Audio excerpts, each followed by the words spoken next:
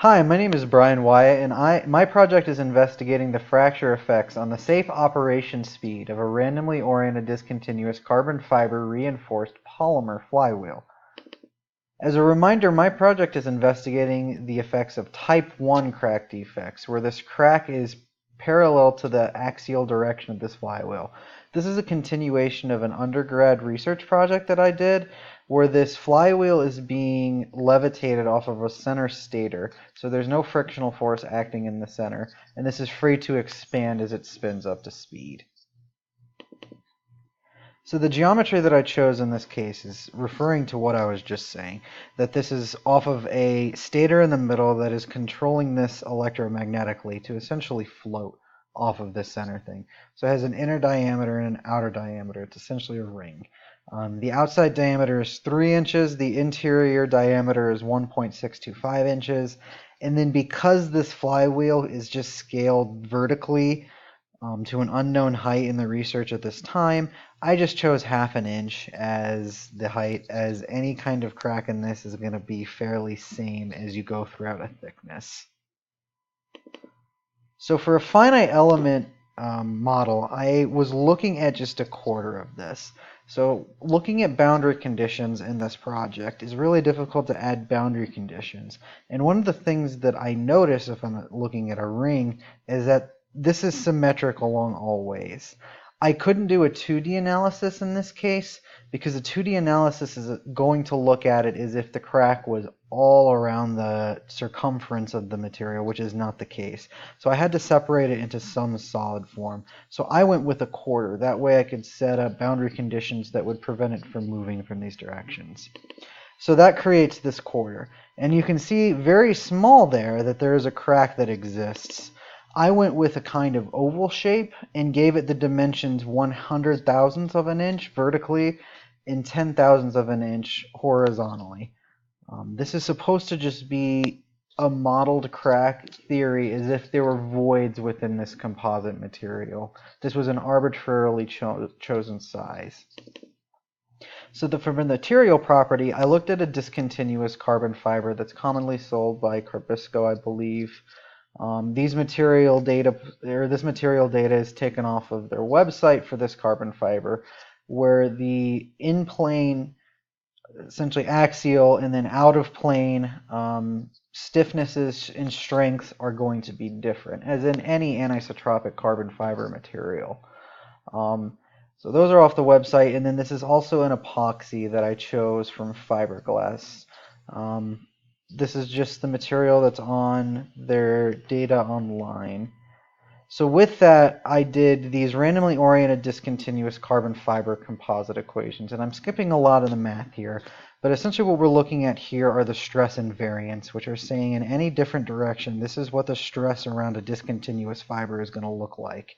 And these invariant equations can be used to kind of determine, almost doing an integral amongst all the possible orientation angles in 3 dimensions, what the kind of equivalent stiffness, equivalent shear modulus, equivalent Poisson's ratio, and equivalent strength would be if I were to look at this in all directions. So this is how I calculated the material properties from my original individual constituent materials to determine these final equations. I went with kind of a higher carbon fiber content. I looked at 50%.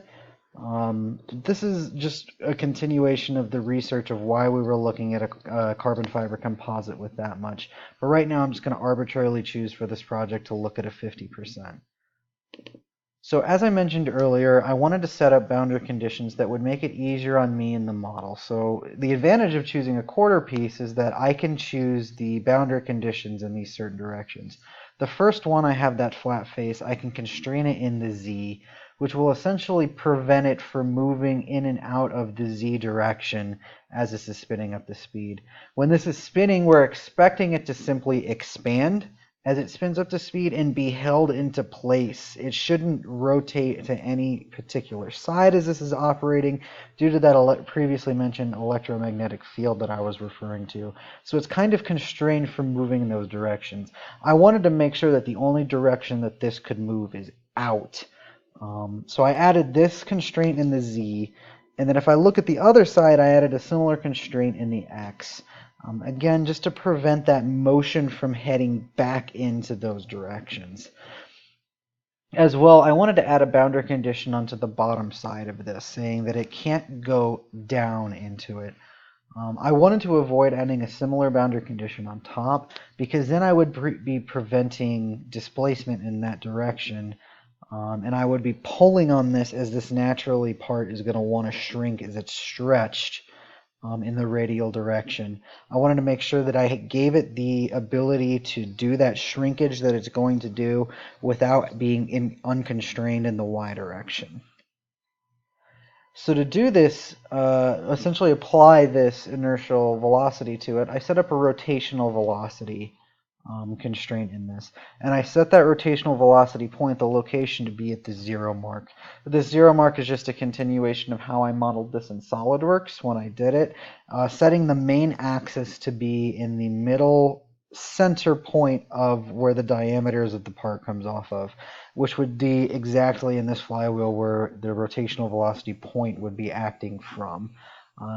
Arbitrarily, due to the previous research, I chose 530 radians a second for this to operate at, but this project is going to investigate what speeds are possible with a crack in the material. So I did the stress analysis on this, and interestingly enough, I found that the maximum stress is not acting at the crack, it's acting at the internal face.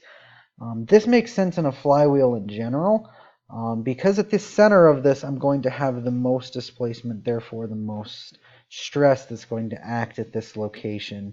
The model that I use in these to kind of prove that that is the case are just flywheel equations for steady state speed, which is why I chose this to begin with. This has been validated with that model equation, that the stress is going to be the most at the internal face and the least at the external face. The big part of this project, though, is looking at the evidence of the crack, so I decided to make a path at this exact point in the material from the top node that was created by that arbitrary shape that had points at the end of it to the bottom of it. So in between it, at the minimum point, I'm not really expecting to see any data there that's very helpful. What I'm particularly interested in are points 1 and 2, where actually at point 2 is where I see my maximum stress in the material. This is going to be the stress and then eventually turned into fracture mechanics looking at the K value to kind of determine if failure is happening at this point or not. But this is my initial model that I've created. This is how I've initially looked at the stresses that exist in the material. So that's my model as it exists for this project report.